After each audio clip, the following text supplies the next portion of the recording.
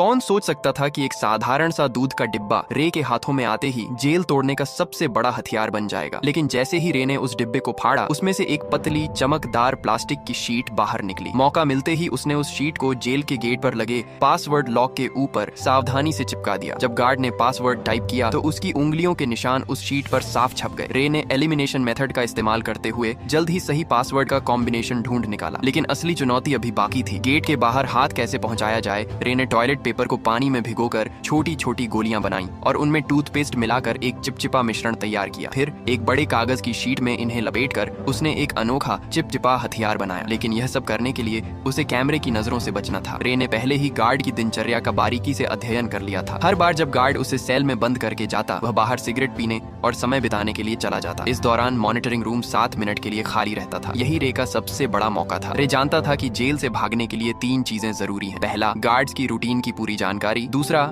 Jail के ढांचे का सटीक अंदाजा। और तीसरा, बाहर किसी भरोसेमंद साथी का होना। रे ने पहले 2 चीजों पर पकड़ बना ली थी। उसने जेल के पास एक कमजोर जगह भी ढूंढ निकाली थी, एक फायर स्टेशन जो जेल की दीवार से सटा हुआ था। रे के पास ब्लैक सेल की लोकेशन का भी पता था। सब कुछ दिमाग में सेट करने के बाद उसने अपने प्लान को अमल में लाना शुरू किया। उसने जानबूझकर एक कैदी पर हमला कर उसे घायल कर दिया। जैसा उसने सोचा था वैसा ही हुआ। गार्ड्स ने उसे सजा के तौर पर ब्लैक सेल में डाल दिया। जब गार्ड खाना देने आया, रे ने चुपके से कागज की गोली छोटी खिड़की के ताले में डाल दी, जिससे वह आसानी से खुल गई। पासवर्ड सिर्फ 4 अंकों का था, जिसे रे ने चुटकियों में क्रैक कर लिया। ब्लैक सेल से निकलते ही उसने मॉनिटरिंग सिस्टम को हैक कर 1 मिनट पुराना फुटेज चला दिया ताकि गार्ड्स को कुछ पता न चले। इसके बाद उसने फायर स्टेशन से जुड़ी वेंटिलेशन पाइपलाइन को खोज निकाला। जब गार्ड्स सिगरेट पीने में व्यस्त थे, रे उस पाइप के रास्ते रेंगता हुआ बाहर निकल गया। बाहर उसकी साथी पहले से ही तैयार थी। उसने एक छोटी कार में विस्फोट कर दिया, जिससे फायर अलार्म बज उठा। गार्ड्स ने सीसीटीवी फुटेज चेक की, लेकिन सब कुछ सामान्य दिखा। इस बीच रे फायर स्टेशन में दाखिल हो चुका था। उसने जल्दी से एक फायर फाइटर की वर्दी चुराई